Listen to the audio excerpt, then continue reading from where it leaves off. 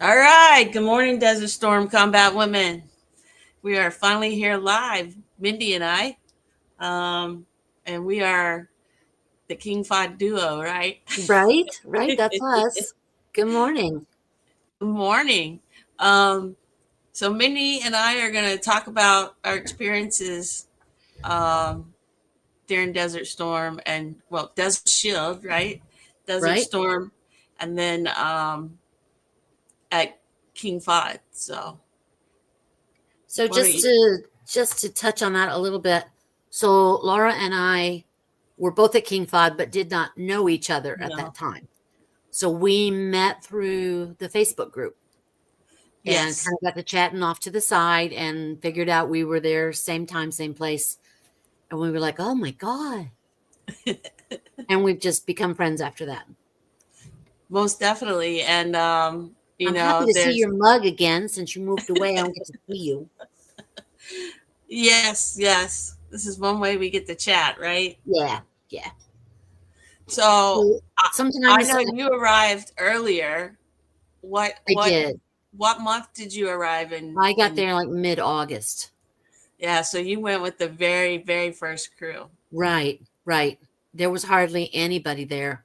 Um, in fact, we got off the plane in Kim suits. Well, with gas mask on anyway. We didn't know what we were going into.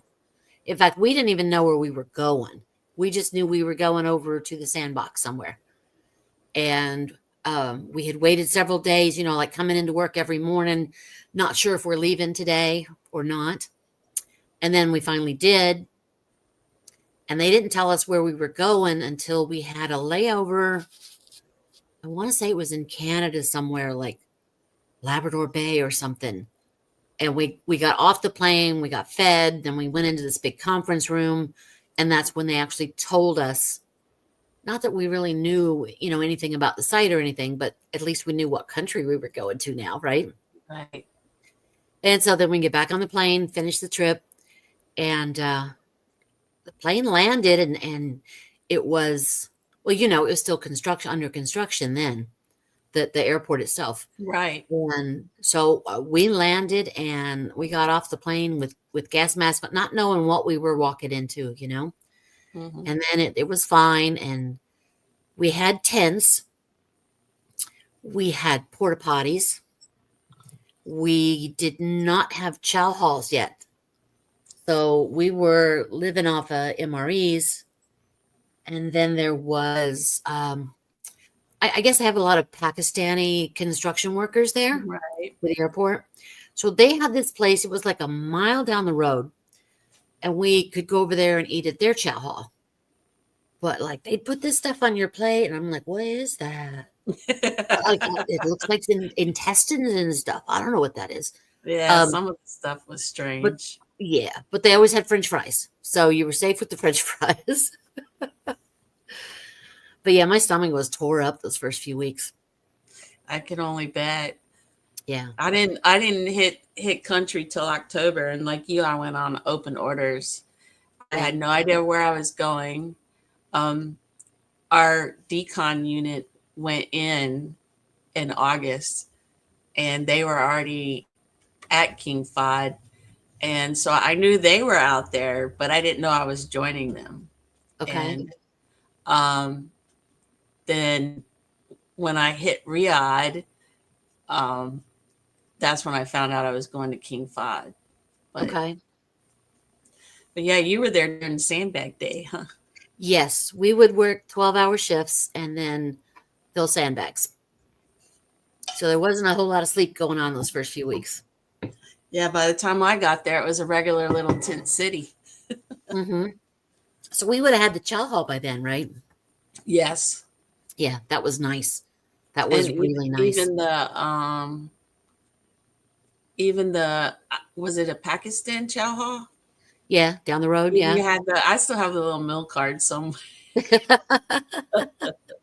We didn't have meal cards then. We just walked down the road and went in and ate. So I Right. guess I guess they had that worked out somehow. I don't know. So we would have had the shower tents by the time you were there too. Yes. Separate men and women shower tents. Right. Okay, so at first there was only like I think it was a 2-hour slot each day for the women to use the shower tents. Wow. Yes. It Yes. must have been a long line waiting to get in there. There wasn't a whole lot of us there, but yeah. But if that didn't work out with your shift, you were kind of screwed, you know? So you might be late to work just so you could get a shower, or you'd run shower as soon as you got off work so you could get it in that day, you know? But Right. for a while, there was a place down the road too that we walked down to in the very beginning to shower, but it was like a mile down the road. So by the time you walk down there and shower and put clean clothes on and then walk back, you're already dirty again. Yeah. So what was your career field? Satellite communications. Okay. Were you near the Patriots? Close enough we could hear them. Yeah. Mm-hmm. Yep. You know, and the hospital was, well, there were two hospitals. Did you ever find out why there was two hospitals? I don't remember there being two. I know you told me that before, but I don't remember there being There two. was the Myrtle Beach Hospital was by the water tower. Okay. And then inside Homestead had a clinic inside Tent City. Okay. It was in the center. And what happened was the Army unit came in at the same time you guys came in, but they didn't bring their hospital. Oh, They didn't deploy with their hospital. And so smartest Homestead move. was on their way in, so they diverted them to Myrtle Beach to Okay. support the Army and the Air Force.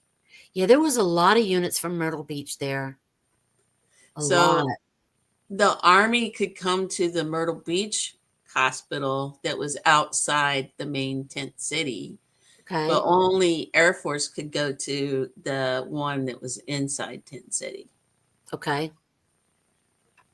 Yeah, I guess it depends on where your dormitories were at on or your tent or whatever you want to Dormitories. call it.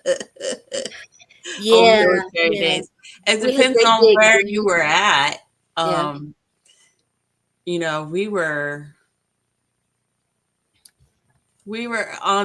closest to the the Army oil burning barrels. Yeah. And So I was they were further up away on the from them. hill and we were Yeah. down from the hills. So whenever they were burning, we left our area. Yeah. I was down by the Chow Hall and the MWR tent down that way. Yep, I know that area.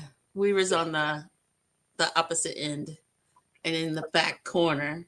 Yeah. I only think it went two more rows back, like alleyways or whatever. It's amazing when you think about it how huge that was. It was enormous. Yeah. Um, and you know, people give me a hard time all the time because you know my background has the picnic table that I created there, but I did that during Desert Shield. Because the Air Force was smart to keep us out of trouble. They had things that we could do. And they brought tons of plywood and stuff. Hmm. We built tables. Because we had the SATCOM van at first was just sitting out in the open. And about noon every day when that sun came over, the equipment would overheat. So they moved us down the hill a little bit and we put a huge tent over it and pumped in AC. So we had room. So the van was like on this end of the tent, and then we had all this open space down here. So some of the guys that I worked with, they built some seats and stuff, and so we had a nice place to sit. You didn't have to sit in this 8-foot van all day, or all night. So it was pretty comfortable. But yeah, because they brought all the plywood and stuff, so we were able to make stuff. And they had the little plans that you could use to make them with. So I made the picnic table. One of the guys went with me to make it, but we measured the seats by me sitting. And so none of the guys that came over could sit behind the picnic table because it was too close. So they ended up making some chairs to sit there. And then we stole some camo netting. I say stole, I acquired crap from everywhere. Right. Acquired is the word. Mm-hmm. But I don't know. Our tent, when I got there, they had taken a 463L. You know what that is? Yeah. and they had taken and that was the top of the bunker. And then they had it sandbag steps going up to the top, and they would lay out on the sun up on top of that Yeah. pallet. Yeah, we rigged up a lot of stuff, didn't we? We did, I used most to definitely.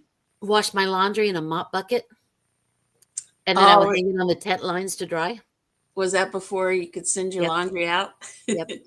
Every time I tell somebody we could send our laundry out, I get Oh really. man, you should have seen the forearms I had from wringing out those uniforms. I I looked like bet. Popeye.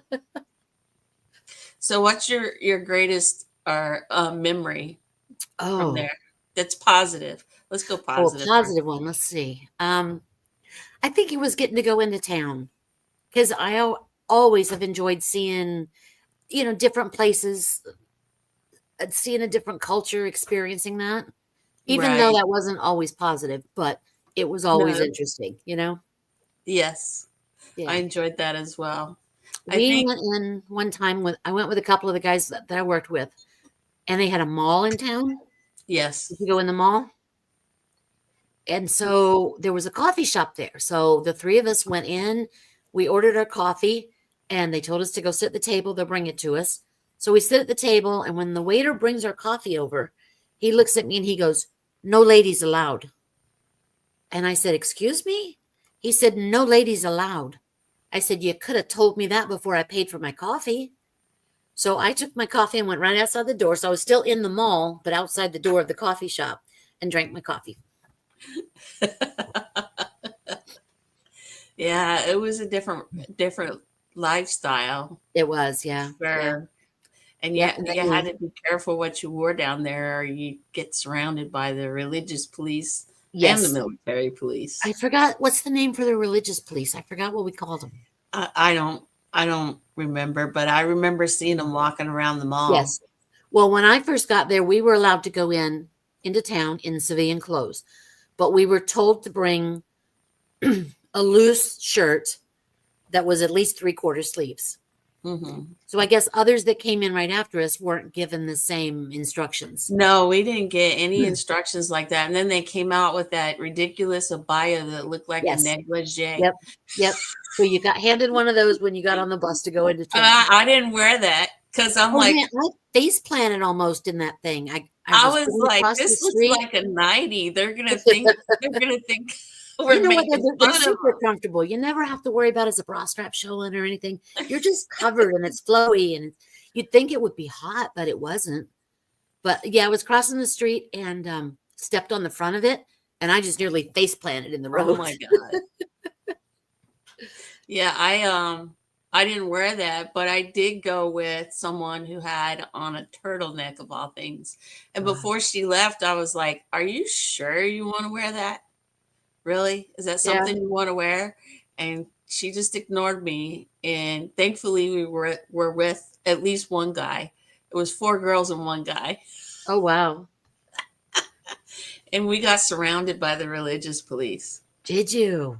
Yes, and the entire time I was going, "It's that damn shirt," because she had big boobs. Oh yeah. Yeah. And then he had to, do that, and then he pulled us all away, and they let us go. But Yeah, I never had any trouble with them. we got out of the we headed back not shortly after that, but or we stayed out of sight, and we definitely didn't go back to the mall because that's kind of where they kind of hung out at. Did you go into any of the women's clothing stores in the mall? I did. I went into one shop, and I still have a purse and a belt that at one time I could wear, but I'm not that skinny anymore. I hear you, sister. I hear you.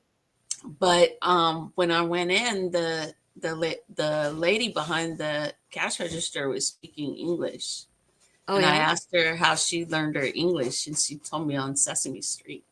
On Sesame Street. Yeah, Wow.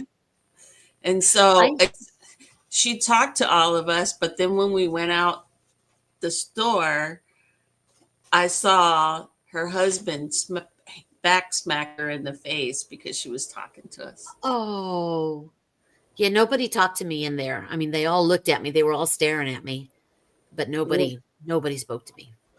I don't know. I guess maybe I was just naive. I spoke to them when I we were down the jewelry strip when I was Yeah, buying jewelry, yeah, and everybody else was behind me looking at different places, and I saw one I liked, so I just bought it. I didn't wait for the guy to come back around and be yeah. there. They're like, "You're buying jewelry already?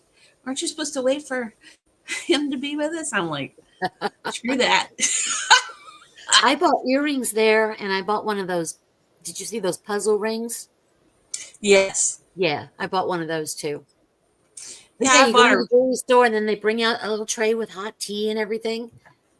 Like your I high bought a favorite. ring for my mom, and I don't even know what happened to it, but it was the yellowest gold I'd ever Yes, seen. yes. That puzzle ring. In fact, I wore it last night. It's still much more brighter yellow. I guess the higher carat. I want to say it's like 22 carat or something. Hmm. Yeah. So, my uh, positive or good experience was um, when I got there, we were still setting up a lot of the medical supplies that we had to order. Okay. And we had to order some sterilizing units in there. And so when they came in, they had these big boxes, like a big refrigerator box. Right. And I had gotten some wax paper out of the PX, and I stapled it to the bottom of one of the sides of those. And a friend of ours had a truck that he drove around everywhere. And we went out into the desert and started sliding down the sand.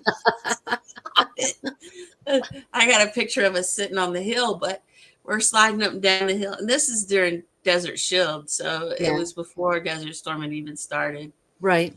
And it was probably between Halloween and Thanksgiving, sometime around there. Okay. And all of a sudden, we look up and there's an Apache helicopter looking down on us. Those things have whisper, but you Oh. can't even hear them. And then you hear over the microphone, "Fucking Air Force." And we wave at them and they take off. And we just continued having fun on those sand dunes. I bet. I bet. And I So actually have, go ahead. how long did it take to get supplies over? Like when you order them, how long till you get it? It depends on whether they local sourced it or whether it had to come back from the States. And a lot of the supplies coming from the States were on priority because of us building up for the war. So, sometimes a couple of weeks. Sometimes I bartered and traded for stuff. Right. Right. Call the army. They had some stuff, but they didn't have their hospital. They ended up, the parking garage at the airport. Yeah. They ended up on the lower level of the parking garage. That's where they lived. That's that. Well, yeah, the upper deck. I actually walked through it where they I were. had heard that, but I didn't know if it was actually true. No, it was true. They in Desert Shield, they didn't have any medics to fly out on their training sessions with the medical helicopters. Yeah. So the Army contacted the Air Force and asked if some of the medical personnel would go out with them on their runs. And I actually went on several runs with them because I was expendable. I was logistics. Ramsey, you go with them. And the first time we went through, they took us on a tour through their living quarters, and it was just, think of a parking garage with cots just as far as you can see. Wow. And it wasn't the women had their area and the men had their area. Yeah. It was intermixed. Just everybody. Yeah. And then I went to the edge to look over the parking garage. Yeah. And down below was where their showers were. and the women would shower down there, and you could actually see them showering through the top down. Yeah, Yeah, and I was like, that's just insane. it is. That's rough. And it was just a different world from what we had. That's why they call us the powder puff queens out Right, right. chair force. I always say the Navy had it better, but I don't know. I mean, all things considered, we had it pretty good. we did have it pretty good, It could have been so much worse. most definitely. And I remember the craziest thing that happened. Um, I was on guard shack at the front of the hospital. When I went to go get my M16, I went to put the rounds in, and somebody told me, "You can't put the rounds in there." I'm like, "Why not? I'm supposed to be guarding the Right, hospital. right. Why would I?" Why And would they're you have like, ammo? Yeah. and they're like, "Oh, the colonel doesn't want us putting our rounds in the gun. We have to keep it in our pocket." I'm like, "Well, that's pretty. How can I guard the hospital?" And I just went, put it in there, and they're like, "You're gonna get in trouble." I'm like, "What's it gonna do? Send me back to Nellis Air Force Right, Base?" right. Because What's he gonna because do? I Send me wasn't home? I Yeah. wasn't a part of Myrtle Beach. I was part of Nellis Right. that came over, and so then he came through, and he saw I had my rounds in there, and he's like, "Ramsey, didn't anybody tell you not to put your rounds in?" I said, "But sir, how could I protect you if someone started shooting at you?" Yeah. Yeah. Exactly. Exactly. And I said, "I'm qualified." And I I said, was "I just about almost to got ask if you had been qualified. marksmanship." Yeah. I said, "If you can't trust your supply person, who can you trust?" Ah, right. And he didn't say anything, and he went through. And then I had started noticing that there was like this white car off over the hill, and it hadn't moved, and I could see people in there. They were tiny, but I could see them in there. Yeah. And so I reported it. And every couple hours I reported that they were still there. Yeah. And so they ended up going back, people before me that were there, and they're like, "Oh yeah, they were there. They've been there for a while."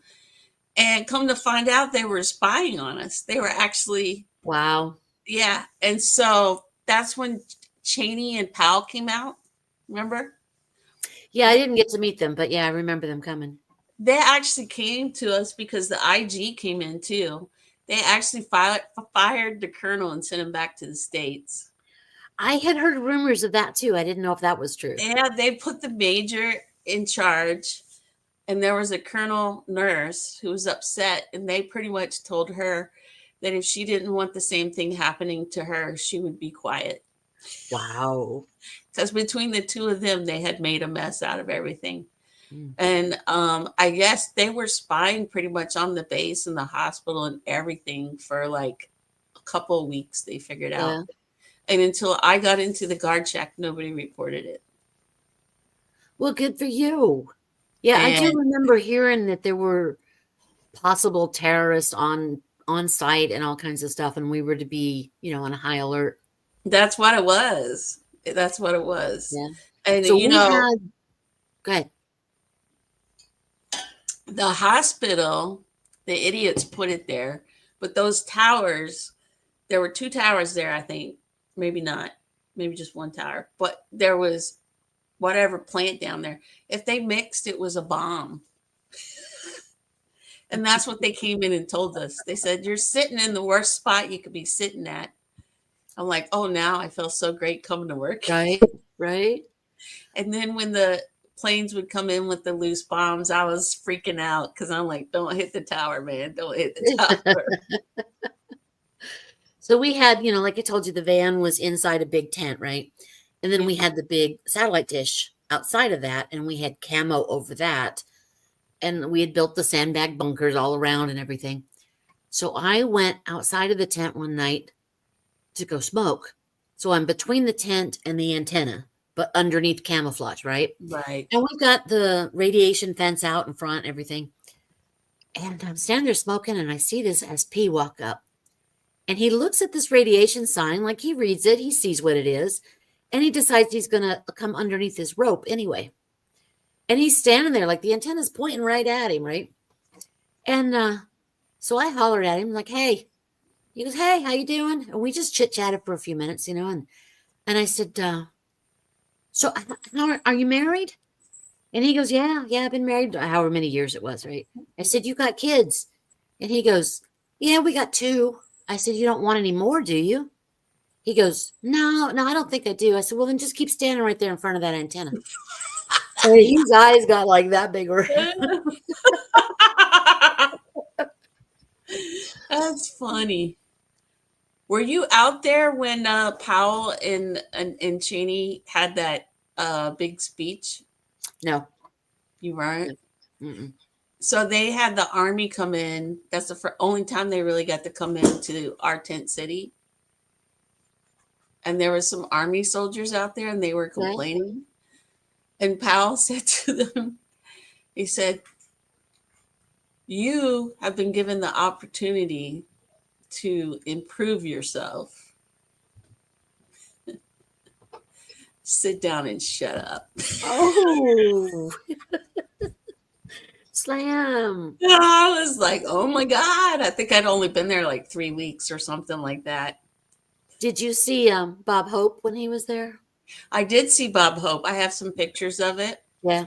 And then Good Morning. No, Katie, that's when she was a roaming Yeah. Yeah. I reporter. can't think of her name. Yeah. And she came with the Willie. Was that his name? Willard Scott. Yes. Yeah, she came through with him. And then um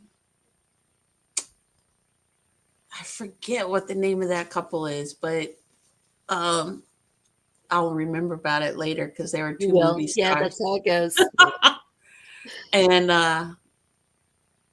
oh my God, it's on the tip of my tongue. But I got a signed card from them.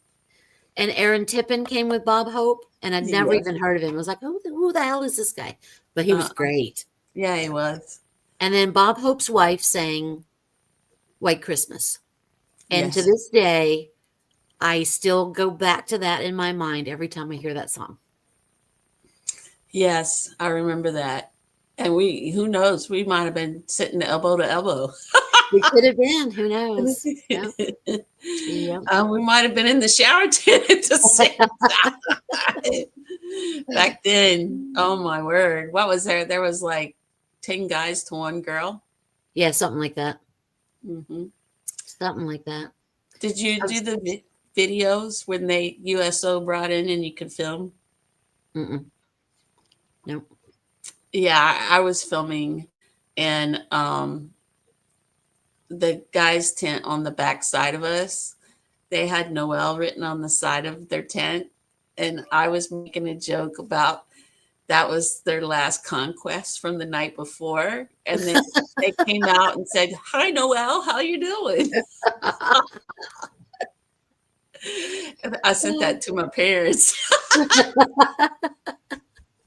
It was funny. I don't know what happened to that video. But between that and I supplied the special forces for all the branches. Okay. And we had these big boxes, tri-walls. Remember tri-wall? Yeah. They were outside of the hospital tent, and I would put their supplies in there, and they would come in whenever and get them. So when I came in, because I worked the day shift, when I came in the morning, I would open the box to see if they came in and got their stuff. Did I tell you about the glow in the dark condoms I ordered for them? Yes, you did tell me that. You did tell me that. Yeah, they needed some non-lubricated condoms put on the tip of the guns Yeah. to keep the sand from getting in the barrels. Right. And I went Man, over this sand gets in everywhere, doesn't it? yeah. I went over and there was a Saudi guy I had to order those from, and he kept scratching the paper because one of the other guys added some different types on there, but I put Yeah. the glow. And he scratched them. Like I said, "You're reading it. Order them, please." I'm probably thinking, what are these people gonna do out here in the desert? So you remember how many times the Kim alarm went off? Oh my God, yes. It's enough to drive you crazy, right? So It I worked was. with this guy. His name is Scott. Scott was my little brother. we got really close. I mean, we were there every night together, sitting there talking all night. So Scott had taken the truck to drive some other guys back to Tent City. I forget what the deal was. So I thought, I'm going to get one over on him, right?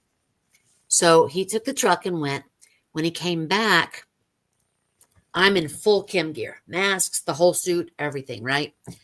And he pulls up and I go running out. And I was like, put your Kim suit on. Put your Kim suit on.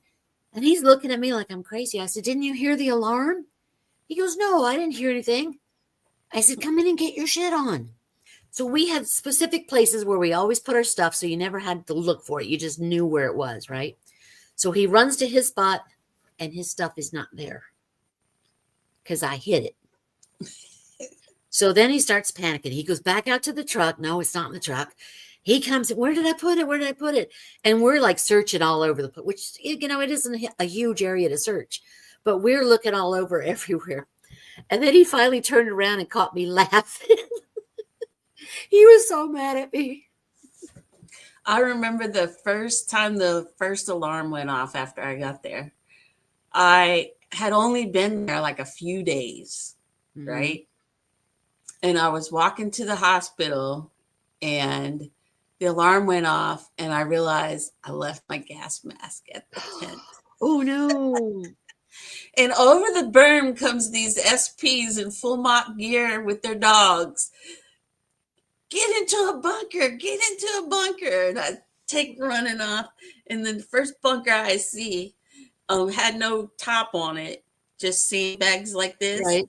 And I dove over the top of that sand. I landed in this guy's lap. And I'm like, I don't have a gas mask. I'm like, do you know how to use your atropine? Your 2-PAM chloride? In case I get hit by nerve agent. I'm giving this guy a lesson. But I never forgot my gas mask after that. I had it everywhere, even in the shower. Yes, always stick it to the shower. I remember when they paved the road. Well, I worked night shifts, so I didn't know it was happening, right? Because they did it during the day. I was sleeping. Mm-hmm. And so I get up, leave the tent to go take a shower. I'm like, what is this? My feet are sticky. Because I had just put on my boots and not tied them, I'm like, my feet are like sticking to the road. Because it was already dark by then. I couldn't tell. And here I get all this tar all over my boots. And then kicked it up the back of my legs, It was covered in tar. Yeah, when I got there, I think the roads were fresh when I got there. Mm. And then everybody always gives me a hard time about the mattresses that were like that. There's a guy I work with at the VA now. He says he was there after me, like years later, right? Mm-hmm. And he said, yeah, we got y'all's old beds. Because remember we had those old hospital beds with the real thin mattress. I didn't even take one of those. I just used the cot. Oh, I started out with a cot and then I had the little foam mattress. But one day I was driving around because they called me the desert rat when I was there because I was always scrounging for stuff. And I was out with the 6-pack and I saw in the ditch where the pilots were, they had some beds in the ditch because they didn't approve of them. So they got rid of them, put them in the ditch. And I'm like, whose beds are these? And they're like, they're yours if you want them. And I'm like, I just took one. And so I have a picture of me sitting up next to my bed. And then you remember when we got there where you had to work so many days and then you had a couple of days off. Right. Before the war started. Right. And on one of my days off, I would go help the chow hall because they didn't have enough people to have 2 days off. They only could get 1 day off if somebody went to help them. So we went to help them. And because of that, we got free stuff. So I had like 3 of those little mattresses. Nice. Yeah, I took one look at those and I was like, my sleeping bag is thick as that. So what's the point? And then, of course, another girl had to copy me and got one of her buddies to get her one of those beds. So, yeah. But yeah, it was just an unreal time. And then we had all that time to get prepared beforehand. Right. Even just imagine you were there in August. I didn't get there till October, and it was almost Halloween when I got there. Listen, we thought that was never going to end. My God, day after day after day, you know? And that first week I got there, that was that first alarm, and then a water main blew the next day when I was I going. remember that. Yeah. Yeah. I'd forgotten about that. And then I was outside that afternoon unloading truck, and someone in the army working on a helicopter shot around into the army the army, the ammo thing, and then that big fire cloud went up above. You were probably sleeping when that happened. Probably. Yeah. Yeah. And I'm out there and I'm seeing this big mushroom fire cloud go up like, like what the hell? I'm trying to get. Uh, I was walking through Tent City one night. I had the night off. I'm walking through Tent City, and there's a couple of guys sitting out in front of their tent, and they had built like a little patio there, and it was pretty comfy. And one of the guys yells out at me, "Do you know how to play spades?" I said, "Barely." He goes, "Oh, come on, we'll teach you." So that got to be a weekly thing. Yeah. It was like every whatever Tuesday or Everybody whatever it was was, playing spades and I would go everywhere. over and play spades with these guys. Yep. And then remember the movie tent? Everybody gives Yep. me a hard time about that. I was like, it was just a VCR and some wooden benches. Right, right. I think I saw, was it Terminator I saw in there? That and another movie. arachnophobia. Yes, I wouldn't go see that. No. So I went to go see that, and the guys that I bought the glow in the dark, they started doing things back at me. Yeah. And I was in there watching that, and I'm definitely afraid of spiders, so I have no idea why I was watching it. I guess I can't imagine why you'd even go. I guess because the people I was with wanted to go see it, and I'm in there like this, and they had snuck in and were sitting behind me, and at one of the big moments reached out and grabbed me, and I screamed like a banshee. And they all laughed, and then of course everybody in the little tent theater got upset. Right. But just Listen, you gotta have a sense of humor to get through that shit, What about the spoiled turkeys at Thanksgiving? You remember they cooked them Yes. for the TV, Yes, and we had to eat turkey loaf and shrimp. Somebody said, "I saw you at Thanksgiving. Those turkeys look good." I'm like, but we didn't get to taste them. No. Mm-mm. Yeah. No. So my first memory of Scudville Alley, we were sitting out on that picnic table back there. Yeah. It was dark time, and it was before we had the camo net. Okay. And we were watching the stars, and the girl that was with me goes, "Hey, look, it's a shooting star." No, it ain't. That ain't no shooting star. It's going the wrong way. It was going up. And then I'm like, grab your mask. Because before the alarms went off. Yeah. And so we're starting in that direction to the bunker, and then a Patriot hit it. And yes. Wasn't that cool to watch? It was, but it was scary at some time too, because that one hit almost over us. It was the one that hit like right outside the base. Yeah, it was like a mile. I was asleep. Yeah. You were awake. I was working. Yeah. Yeah. It was like, and it was on my birthday. That's right. That was your birthday. Yeah. It was on my birthday. Mm-hmm. I turned 23. And it was like, what, 3:00 in the morning? Something it like was. That? Yeah, it was something like that. And there was no alarms, no warnings. Just boom. Nothing. Yes. And it sounded like a hit in a tent right next to us. Yep. Everybody says that. It sounded like it was right next to them, no matter where you were. It sounded like it was right next to you. And then I got stuck under my bed, pissed myself. I'm not gonna lie. Got out, and we were all in mop gear too, because at that point we were sleeping in mop gear. Right. And so I got out and then went to the bunker. At that point, like you went to take a shower and you put the mop gear right back on. It was that. That mop gear wouldn't have helped us at all. No. Because it was worn out before. But I remember they gave us the all clear. and then the alarms went off. Yes. I remember And then that they too. gave us the all clear and they went off again. Yes. And to my heart of heart, I always believed that those Scud missiles had some kind of chemical on them. I believe you too. I agree with that. And it was so bad that inside the Homestead Hospital in the corridor, Yeah. they had acquired a bird. They A had a bird. bird in a cage inside, like of the hospital. Yeah.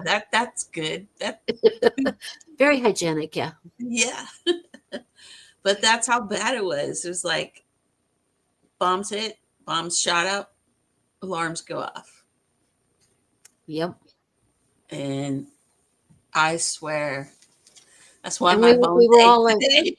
the Patriots didn't go off. Why didn't the Patriots go off? And I heard later somebody said that they realized it was going to land far enough out from us that there was no need to waste a Patriot for it. I don't know.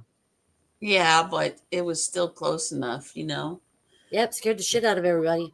Yeah. Why didn't you just sound the alarms before it hit? I don't know. I don't know. I never understood that. You got time to Honestly, decide you don't need to deploy a Patriot, but you don't have time to decide to hit the alarms? I don't get it. I don't know either. And that's one that without my meds, I have a recurring dream. That's one of them. Yeah. And there's another one where the first alarm we got called to the bunkers, and there was one we were in there for like an hour and something before they cleared us. I don't Like the remember that. very beginning one. Okay. And I got in the bunker first, and I set up against the sandbag wall with my knees Right. up in my chest. Right. And because we had that metal roof, everybody on our block wanted in our bunker. Right. Yeah. And so I got squished back in the corner with my knees up against my chest in full mop gear and gas mask with dirt falling down on my head. For an And I hour. was sitting there forever before I could get out.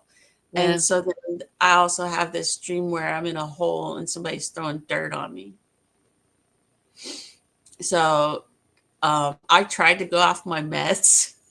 No. Not a good idea. I'm coming right back on them. Yeah. It was doctor assisted, but I thought I was at a place where I could. But if I'm not on them, I have flashbacks.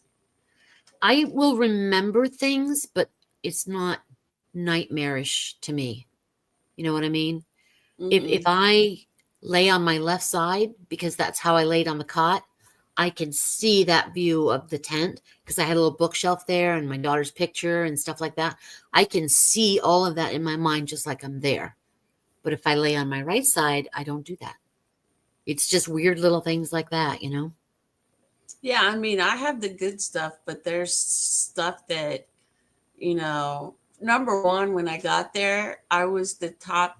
I had just put on sergeant, just put it Okay. on the Yeah. little star, whatever you want to call it. Right. And when I got there, I was the senior person in logistics. As an So I, E4, you're senior. Okay. yes. Yeah. So I had the responsibility really, really early before I was really ready for it, I think. Right. Right. And then being in that responsibility, you have to show strength, right? Even Right. though you might have terror inside. Right. And I think a part of that has a lot to do with my trauma because I I didn't feel like I could show my emotions.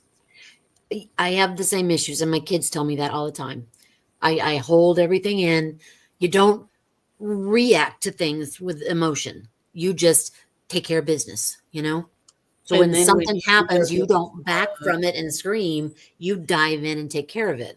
And I yeah, think that's how we've become now. yeah, Only and because of that. Yeah. so on top of that, I also had the military sexual trauma Right. for Desert Storm. I want to That happened say, before. yeah, it was when I was at my first duty station about 6 months before I deployed out. Okay.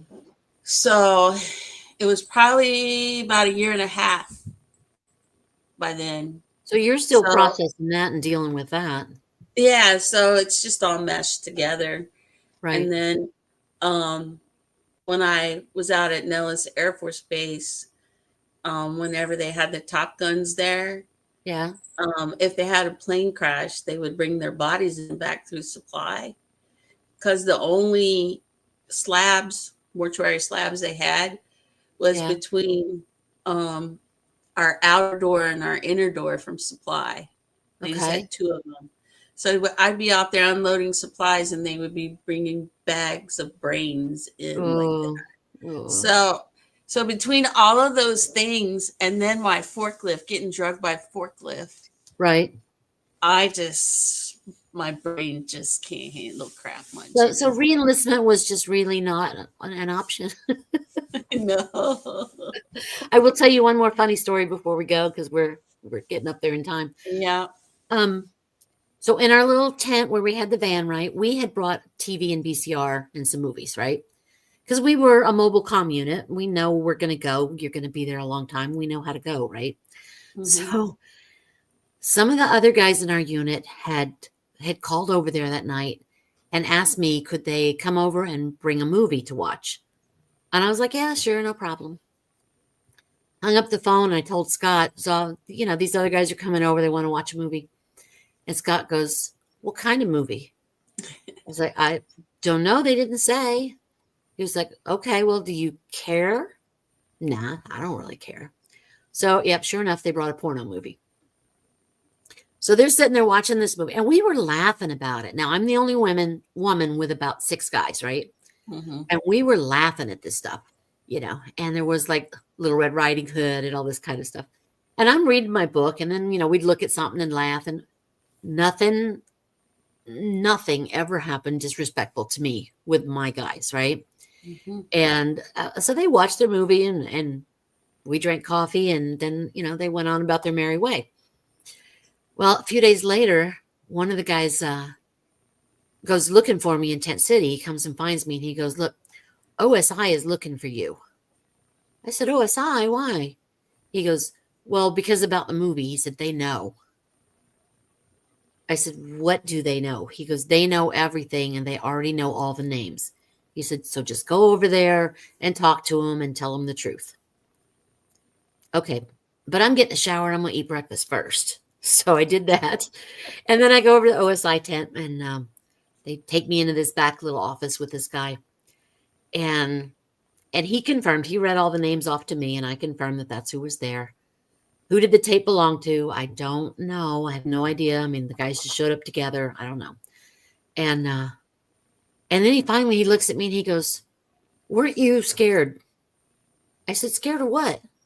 He goes, well, there's 6 men watching a porno movie with you. Weren't you afraid for your own safety?